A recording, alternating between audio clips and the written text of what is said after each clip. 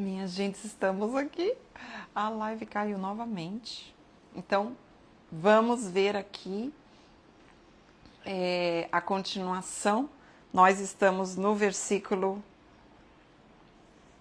17. Estávamos falando sobre a correção de Deus, sobre uma verdade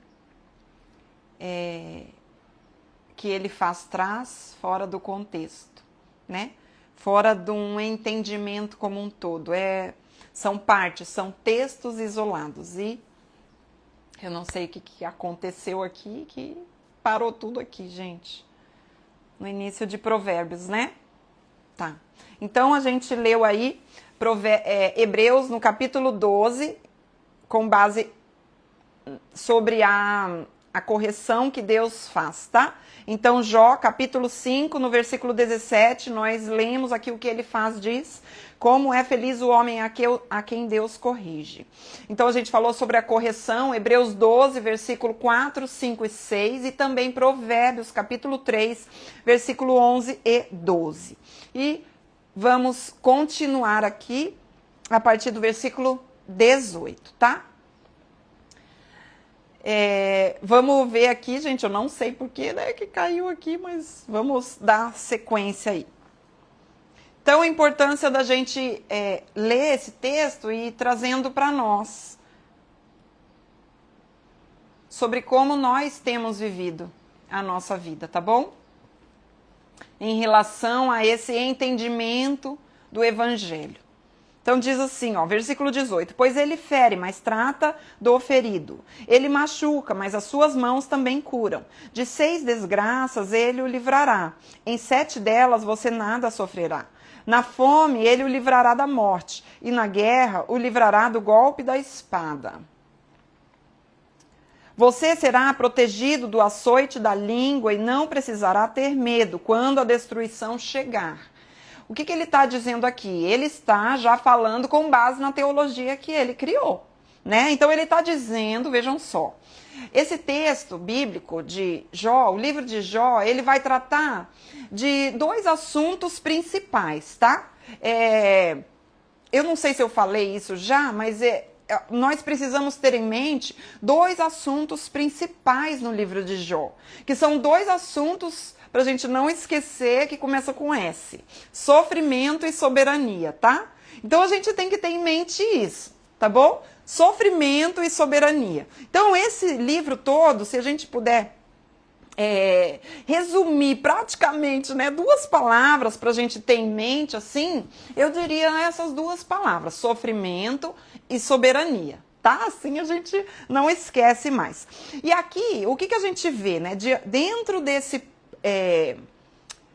contexto como um todo do livro, desse assunto que nós vemos aqui, desses 2 assuntos, nós vemos que ele faz, vejam só, ele vai trazer uma resposta de acordo com a teologia que ele mesmo criou, ele vai trazer uma resposta para o sofrimento de Jó com base naquilo que ele acredita de Deus. Olha isso.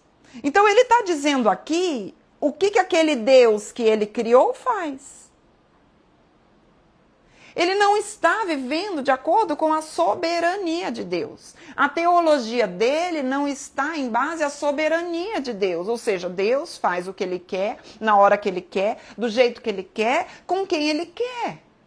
Ele é soberano absoluto. É ele quem criou todas as coisas. Ele quem criou toda a terra. Nós vimos isso na criação. Ele criou tudo de forma ordenada, intencional e soberana. Então ele é soberano. Ele é absoluto. Não tem como eu dizer o que Deus vai fazer. Não tem como. É por isso que eu preciso ter muito cuidado com pessoas que dizem o que Deus vai fazer. Com Deus me falou isso. Falou mesmo. Aquilo que ele te falou está de acordo com toda a Escritura? Nós precisamos ter mais temor. Nós precisamos ter mais temor. Exatamente, Cacá. É isso aí. Então, ele está dizendo aqui o que Deus faz. Mas que Deus é esse que ele faz, está dizendo? É o Deus que ele criou, com base na teologia que ele está vivendo. Uma teologia matemática, onde, se você pecou, vai ter sofrimento. Se você buscou a Deus, você vai ter satisfação, você vai ter prosperidade. É uma teologia matemática. Eu amo matemática, né? Eu já falei para vocês que meu sonho de criança era ser professora de matemática. Eu amava matemática. E a matemática é muito assim. E aí eu estava vendo isso daqui, de ele faz, eu falei, meu Deus, é a teologia da matemática. Ou seja, você fez o bem, você vai colher o bem. Você fez o mal, você vai colher o mal. Mas essa teologia da matemática, ela não está de acordo com a soberania de Deus. Essa teologia da matemática, que faz com que eu calcule tudo o que vai acontecer, não está de acordo com Deus que é soberano, que reina, que ele vive num contexto celestial, que ele consegue observar e ter um entendimento sobre a obra completa e não apenas uma peça. Esse Deus que transcende o nosso entendimento, nós não podemos calcular. Nós não podemos colocar dentro de uma caixa. Nós não podemos dizer assim, o pecado é isso. Não, Iane, mas é porque o que eu plantar eu vou semear. Será que eu posso pôr isso na matemática? A história de Jó mostra o contrário. Que existe um Deus soberano, que ele atua na terra e nos céus. Então eu posso fazer o que eu quiser? Não. Não é sobre isso que a gente está falando. Nós teremos sim consequências das nossas atitudes. Nós viveremos e sofreremos as consequências dos nossos pecados, sim. Mas nem todo sofrimento que você pode estar passando, ou de que um irmão ou uma irmã pode estar passando, necessariamente e matematicamente é resultado de um pecado. De um pecado pessoal. Às vezes, o sofrimento que uma pessoa está passando é resultado do pecado de outra pessoa e não dela mesma. Às vezes, o sofrimento que uma pessoa está passando é uma forma de manifestar a glória de Deus. Às vezes, um sofrimento que uma pessoa está passando é consequência de um desastre da natureza. Nem sempre é um pecado da pessoa. Então, eu não posso criar uma teologia matemática onde, se eu estou bem, é porque Deus está comigo e eu estou com Ele e está tudo bem. Não. Porque no mundo tereis aflições, mas tem de bom ânimo, pois eu venci o mundo. É por isso que o livro de Jó, ele vai me ensinar a tirar os olhos das circunstâncias terrenas e elevar os meus olhos para o alto. Então eu tenho que olhar para o alto, para o Senhor. Olha,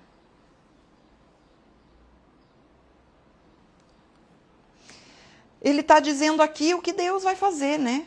Você rirá da destruição e da fome, não precisará temer as feras. Versículo 23 fala assim, pois fará aliança com as pedras do campo e os animais selvagens estarão em paz com você. Você saberá que a sua tenda é segura, contará os bens da sua morada e de nada achará falta. Você saberá que os seus filhos serão muitos e que os seus descendentes serão como a relva da terra. Você irá para a sepultura em pleno vigor, como um feixe recolhido no devido tempo. Nem sempre. Nem sempre, gente. A nossa vida aqui, ela é passageira. E a gente não sabe até quando nós estaremos nessa vida aqui. E Deus continua sendo Deus e continua sendo o Senhor da história. Não é matemática. Se eu vivo buscando a Deus, eu vou viver muitos anos. Não. Versículo 27 diz assim: verificamos isso e vimos que é verdade. Portanto, ouça e aplique isso à sua vida. Oi? Ele faz? Oi, ele faz? Vocês estão vendo aqui, gente? Olha o grau de arrogância, da insensibilidade que ele faz diante de um homem que se encontra completamente devastado. Vivendo aquela vida com dores, com sofrimentos profundos, e que esses sofrimentos não vieram por causa de um pecado dele. Não veio como consequência de algo que está debaixo do sol, não. Nós já temos o final da história. Nós temos a Bíblia escrita. Jó estava vivendo ali e ele não sabia do que nós sabemos hoje. E ele diz, ei, aplique isso. Como é fácil, né? A gente dizer para as pessoas que estão passando por um sofrimento profundo e falar assim, mas você não devia ter feito aquilo, né? Você fez aquilo? Ou você não fez o que devia ter feito? E você está passando por isso porque você não agiu como você deveria fazer. Sabe, no momento de dor, a pessoa que sofre, ela não quer acusação. Ela não quer justificativa para a sua dor. Até porque você nem eu sabemos a dor honesta do coração daquela pessoa. O que ela quer? Ela quer consolo. Ela quer, sabe o quê? Ao invés de um dedo que aponta e acusa, ela quer um ombro para poder chorar. Meu Deus. E ele está dizendo, ele faz na sua teologia matemática, no Deus que ele criou, de causa e consequência, ele diz, aplique isso na sua vida. É como se ele terminasse e falasse assim, fácil assim. Você não aplicou, tá vendo? A falta de amor num conselho. Às vezes nós ouvimos pessoas aconselhando, mas aconselhando, primeiro, 2 erros grotescos que nós enxergamos no aconselhamento. Falta de conhecimento bíblico e, segundo, falta de amor e compaixão. Por quê? Porque é muito fácil apontar o dedo. É muito fácil querer encontrar justificativa para a dor do outro. É fácil. É fácil pegar um texto bíblico isolado, pesquisar no Google um versículo isolado que possa trazer algum sentido para a dor do outro. Isso é fácil. Sabe o que é difícil fazer? É oferecer o ombro para chorar junto. É oferecer o seu tempo para tomar um café com aquele que chora. E aí nós vivemos a nossa vida baseada em nós mesmos, na nossa teologia egocêntrica, na nossa teologia matemática de causa e efeito, julgando os outros e não olhando para nós mesmos, julgando o pecado do outro, julgando a vida do outro inteiro a partir de algo que você ficou sabendo daquela pessoa. Você pega uma peça do quebra-cabeça de alguém e você reduz a vida daquela pessoa àquela peça. E o momento da sua vida não determina a sua vida inteira. Quem determina a sua vida inteira é Deus. É Ele. Porque Ele te criou. É Ele. Então, a gente vê a arrogância num péssimo conselho, num conselho antibíblico, onde não há conhecimento de quem Deus é.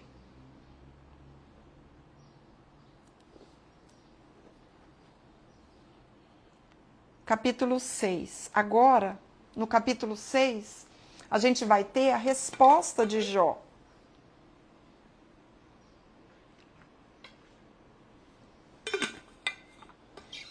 Que diz assim: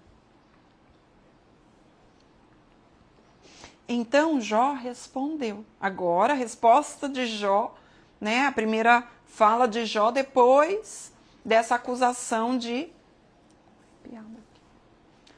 Elifaz. Diz assim: então Jó respondeu: se tão somente pudessem pesar a minha aflição e pôr na balança a minha desgraça, veriam que o seu peso é maior do que o da areia dos mares. Por isso, as minhas palavras são tão impetuosas. Sabe o que Jó começa dizendo aqui? Ele está dizendo assim: vocês não têm noção da minha dor. Vocês estão aí falando e acusando, mas eu não consigo expressar, eu não consigo verbalizar o tamanho da minha dor.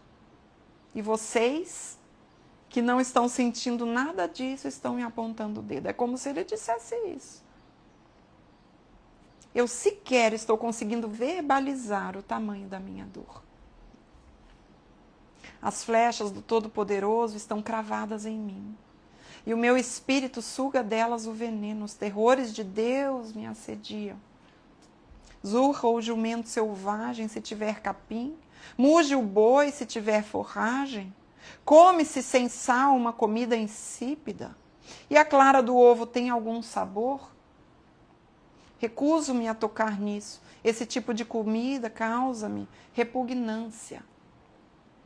Se tão somente fosse atendido o meu pedido, se Deus me concedesse o meu desejo, se Deus se dispusesse a esmagar-me, a soltar a mão protetora e a eliminar-me, pois eu ainda teria o consolo, minha alegria, em meio à dor implacável de não ter negado as palavras do Santo. Meu Deus! Jó, a gente vê que diante da sua dor, ele não larga o Senhor. Por isso que isso aqui não é uma murmuração de Jó, é uma lamentação. Isso aqui é Jó dizendo assim, é como eu falei, né? A gente falou no dia de ontem. É Jó dizendo assim, eu não aguento mais viver com essa dor, tamanho sofrimento. Mas ele está dizendo assim, eu sei que isso ainda vai continuar, então. Mas ele termina dizendo assim, ó, não ter negado as palavras do santo. Ele não negou a Deus, mesmo diante da sua dor profunda. Ele não negou a Deus. E ele diz assim, quisera Deus me largar. Quisera Deus me tirar desse sofrimento. Mas eu não vou pecar contra mim. Eu não vou pecar. Eu não vou negar as palavras do santo. Isso aqui é um ensino que Jó nos traz para como passar por tempos de tribulação, como passar por tempos difíceis nas nossas vidas. Ele está dizendo assim, ei, eu não vou negar ao Senhor. Porque é muito fácil negar ao Senhor no tempo de tribulação. E ele está dizendo aqui, eu não vou.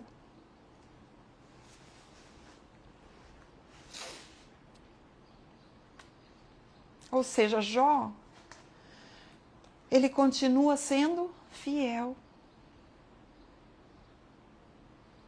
Ele continua sendo fiel a Deus. Aquele Jó que aparece lá no capítulo 1, que o próprio Deus fala dele. Você está vendo? Observaste o meu servo Jó? Não há na terra um homem como ele. Veja, Deus conhecia o coração de Jó. Mesmo diante disso tudo, Jó não pecou contra Deus. Jó não se rebelou contra Deus. Jó manifestou uma fé madura. Aí ele diz assim, ó, que esperança posso ter se já não tenho forças? Como posso ter paciência se já não tenho futuro? Acaso tenho força de pedra? Acaso a minha carne é de bronze? Ele reconhece a sua insuficiência. Ele reconhece a sua fragilidade humana. Então, sofrer no meio da dor não é sinal de que nós perdemos a nossa fé, não. Mas a fé que sustenta em meio ao sofrimento, ela é uma fé madura. Então, a lamentação que eu quero trazer para nós aqui hoje, que a lamentação é a fé que se manifesta em meio à dor. A lamentação é a fé que se manifesta em meio ao sofrimento. Isso é lamentação. Isso não é murmuração. Porque ele não está se afastando de Deus, não. Ele está dizendo assim, Senhor, eu já não tenho força. Ele está num clamor a Deus, na verdade, na honestidade, na sinceridade do seu coração. Senhor, eu tenho força de pedra por um acaso. Deus, eu não aguento mais. Mas ele não quer o quê? Negar as palavras do santo.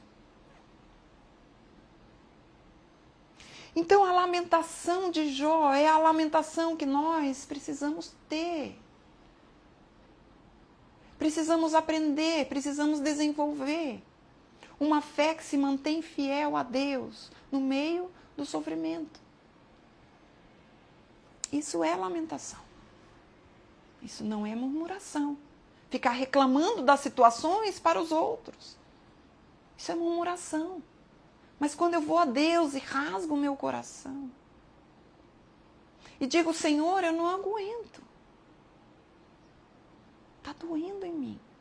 Está difícil. Mas eu sei que o meu Redentor vive. Eu sei que no meio de tanta dor, que parece que não tem fim, eu sei que o meu Redentor vive. E que no fim se levantará. Haverá poder que me ajude agora que os meus recursos se foram? Um homem, olha só, versículo 14. Um homem desesperado deve receber a compaixão dos seus amigos, muito embora ele tenha abandonado o temor do Todo-Poderoso. Mas os meus irmãos enganaram-me com riachos temporários, como os riachos que transbordam. Quando o degelo os torna turvos e a neve que se derrete os faz encher, mas que param de fluir no tempo da seca, e no calor desaparecem dos seus leitos. As caravanas se desviam das suas rotas, sobem para lugares desertos e perecem. Procuram água as caravanas de Temá. Olham esperançosos os mercadores de Sabá, ficam tristes porque estavam confiantes. Lá chegaram tão somente para sofrer decepção, pois agora vocês de nada me valeram. Contemplam a minha temível situação e se enchem de medo.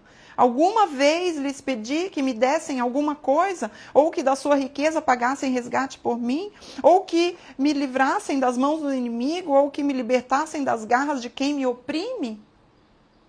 Gente, que clamor é esse? Olha o que ele está dizendo.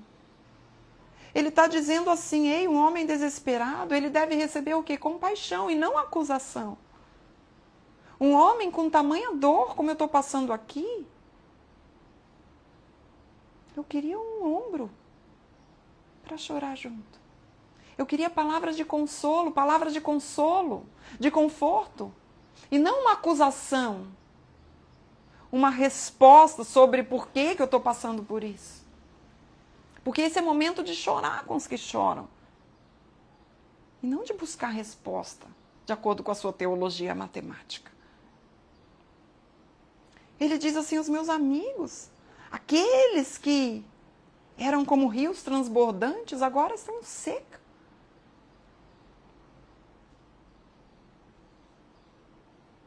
Eles pararam de fluir no tempo da seca. Agora, o momento que eu mais preciso, eles só trazem palavras que me causam mais mal. Ao invés de ficarem calados e estarem juntos.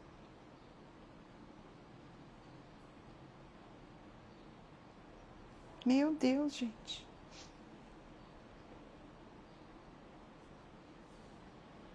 Olha. E Jó permanece fiel. Versículo 24 fala assim, ó, ensine-me e eu me calarei, mostre-me onde eu errei. Como doem as palavras verdadeiras, mas o que provam os argumentos de vocês?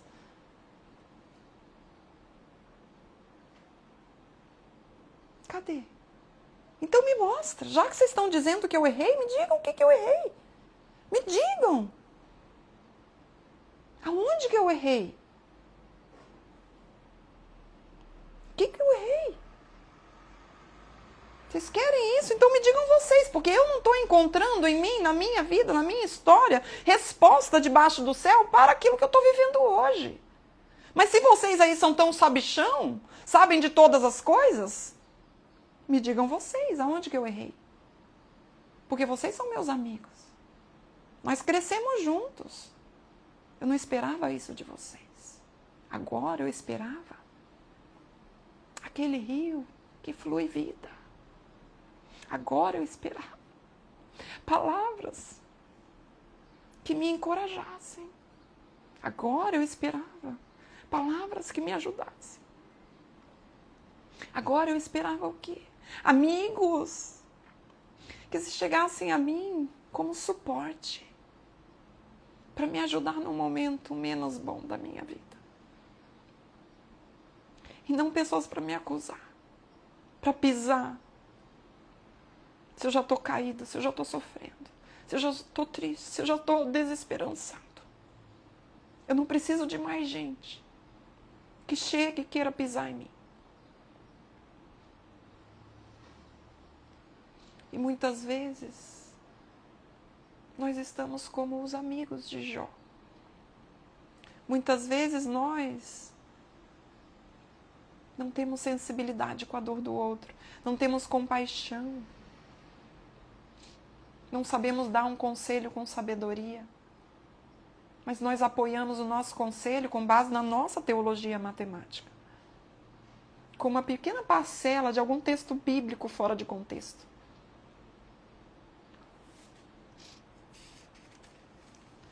Aí ele diz assim, ó, versículo 26, vocês pretendem corrigir o que digo e tratar como vento as palavras de um homem desesperado? Olha o clamor de Jó. Ele está completamente desesperado. Em sofrimento profundo. Ele está dizendo assim, ei, vocês estão aí numa posição de quê? De juízes? De que tem a resposta para todas as coisas? Vocês seriam capazes de pôr em sorteio órfão e de vender um amigo por uma bagatela? Mas agora, tenham a bondade de olhar para mim. Será que eu mentiria na frente de vocês? Meu Deus. É como se Jó olhasse para os amigos e falassem assim, ei, olhem para mim. Vocês estão cegos? Vocês não estão vendo como que eu estou? Vocês não estão vendo que a gente não tem mais nenhum lugar que a gente se reunia antes para fazer as nossas festas na minha casa? Eu não tenho os meus servos, eu não tenho a minha colheita, eu não tenho a minha casa, eu não tenho a minha família. Vocês não estão olhando para mim? Sequer eu tenho a minha saúde. Olhem para mim, abram os olhos. É como se ele dissesse, ei, olhem com os olhos espirituais. Abram os olhos. E às vezes nós estamos cegos com um olhar duro, sem compaixão para o outro, reduzindo a vida do outro a uma parcela. Versículo 29 fala assim: reconsiderem a questão, não sejam injustos. Tornem a analisá-la, pois a minha integridade está em jogo. Há alguma iniquidade em meus lábios? Será que a minha boca não consegue discernir a maldade? De um lado, a arrogância de Elifaz e dos amigos. E do outro lado, a humilde de um homem que está sofrendo por algo que aconteceu no âmbito celestial e não terreno. Meu Deus. E Jó ainda diz: reconsiderem a questão. Olhem com mais sensibilidade para a questão. Tenham misericórdia. Olha isso. Me ajudem.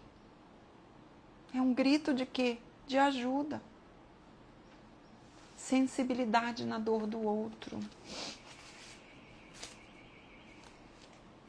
Sensibilidade. Então,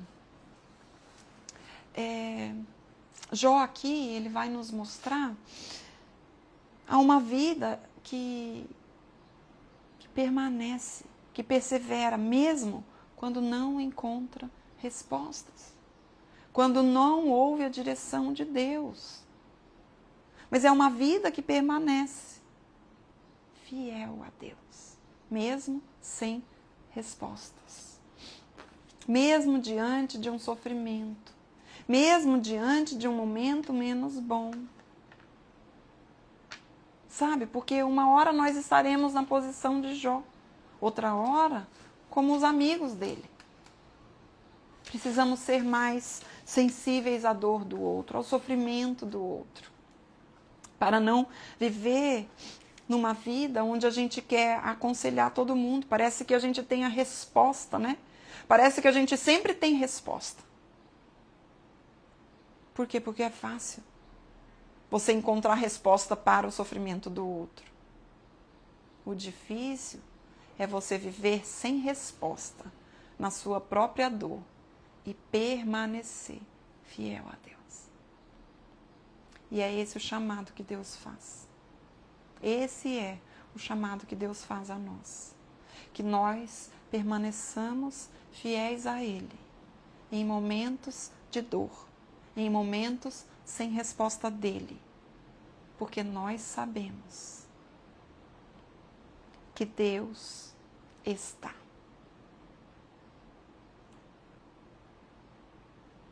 Mesmo num tempo sem certeza, nós sabemos que Deus está. Sabe, eu quero finalizar com a cereja do bolo. Bota aí a cerejinha. E eu quero dizer para vocês uma coisa.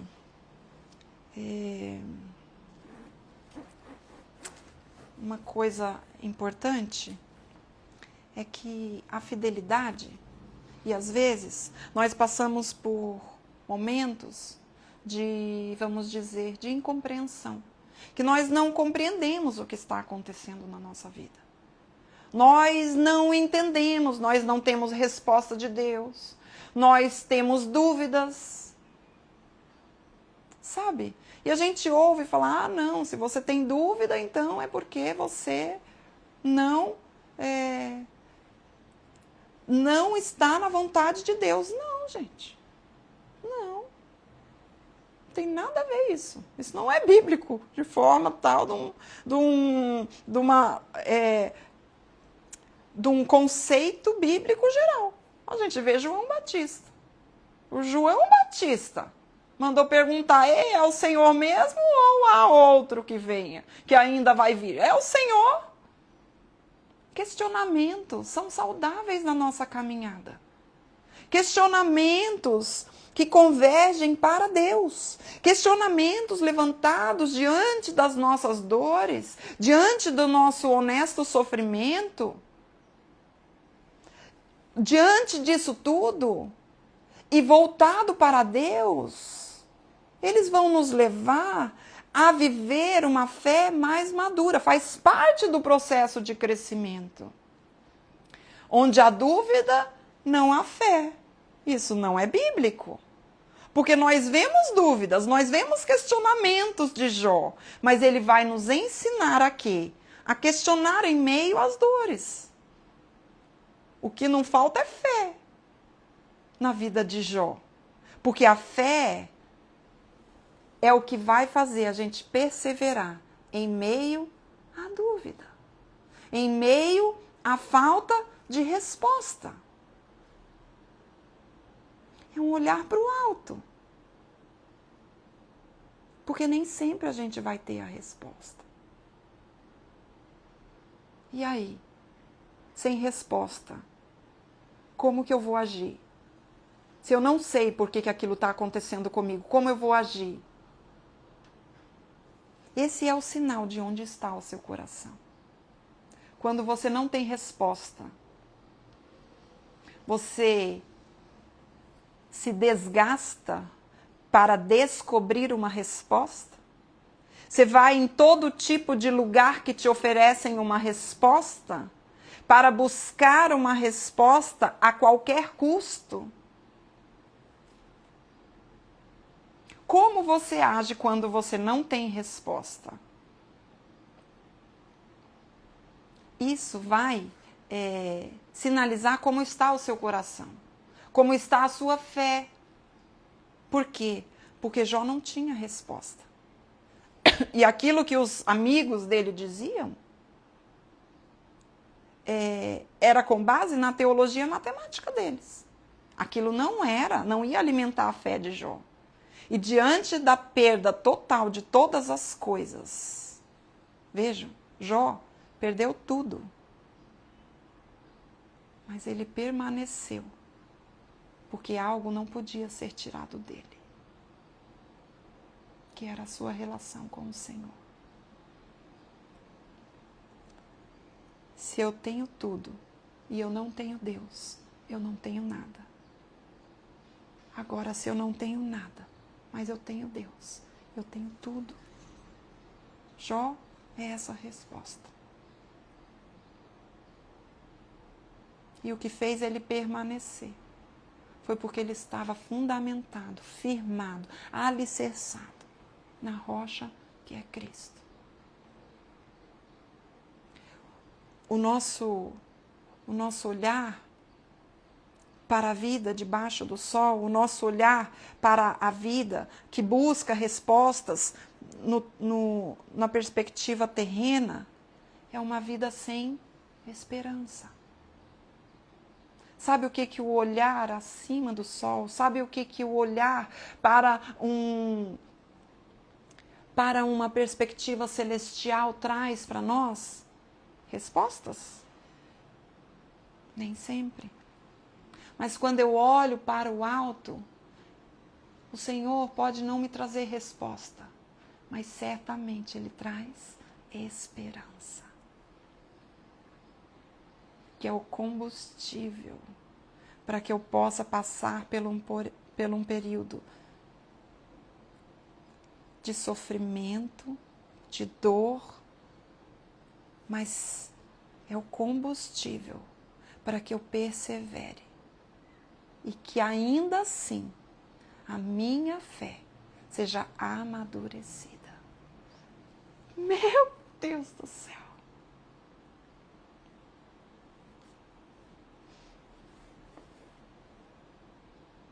A fidelidade, eu finalizo aqui e a gente vai para a cereja do bolo de hoje. A fidelidade, ela pode sim, minhas amadas e meus queridos, coexistir com a incompreensão. Então, Deus não te abandonou porque você está em sofrimento. Deus não está dizendo que não te ama porque você está em sofrimento. Não. Deus é amor. Deus está. Deus está com você, assim como Ele estava com Jó, ouvindo cada palavra de Jó. E a gente vai ver ao longo da história como que Deus vai entrar nessa história aqui. Então, a fidelidade, ela coexiste com o quê? Com a incompreensão. Isso aqui, gente, é alimento sólido para nós. Porque, de uma forma imatura e superficial, eu acho assim, que se eu não estou entendendo, é falta de fé. Não. Às vezes é muita fé. Que, inclusive, essa fé vai me fazer permanecer quando eu não tenho resposta. Vai me fazer louvar a Deus quando eu não tenho resposta. Vai me fazer cumprir o propósito de Deus em meio ao sofrimento. Louvando a Ele, glorificando a Ele, em meio ao sofrimento. A fidelidade pode, sim, coexistir com a incompreensão. Eu não estou entendendo o Senhor, mas eu sei que o Senhor é soberano. E eu vou perseverar, buscando conhecer ao Senhor através da sua palavra. A oração, que muitas vezes nós lidamos com a oração como algo da teologia de Elifaz. Como? Eu vou orar bastante, porque quanto mais eu oro, mais Deus vai se agradar de mim. Quanto mais eu faço jejum, mais Deus vai se agradar de mim. E Ele vai fazer aquilo que eu quero. Essa é uma forma de você criar um Deus para você, uma teologia para você. Onde você sequer sabe o que significa a oração. A oração não é você ter aquilo que você quer pelo seu tempo de oração, pelo seu tempo de leitura bíblica, pelo seu tempo de jejum. Não. A oração não vai mudar o coração de Deus. A oração muda o seu coração. A leitura bíblica vai te alinhar à vontade de Deus, vai fazer você conhecer a Ele. E depois de uma leitura bíblica, como nós lemos hoje, eu vejo essa leitura aqui, eu leio isso aqui e eu falo assim, Senhor, quantas vezes tenho agido como Ele faz? Quantas vezes na vida do outro me falta sensibilidade, Senhor? Quantas vezes na minha própria vida eu tenho julgado ao seu amor com base no meu sofrimento.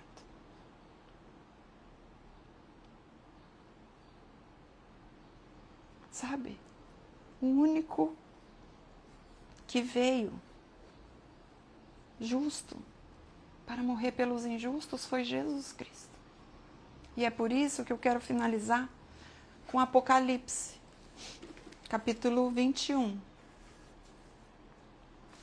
Versículo 4. Apocalipse 21, no versículo 4, diz assim, a cereja de hoje. Entendendo que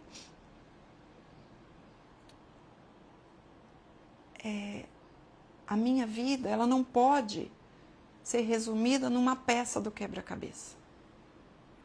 Eu preciso entender que eu vou passar por momentos, por tempos, mas que cada tempo desse, por mais que quando eu estou no olho do furacão, aquilo parece interminável, como foi Jó, como Jó disse, eu posso falar isso para Deus, mas eu preciso saber que aquilo é passageiro. E que Deus, de acordo com a sua soberania, com o seu tempo, com o seu modo de agir, certamente vai passar. Eu posso não saber que dia vai passar, mas certamente vai passar. E essa é a esperança. Olha, e diz assim, ó, e lhes enxugará dos olhos toda lágrima. e a morte já não existirá.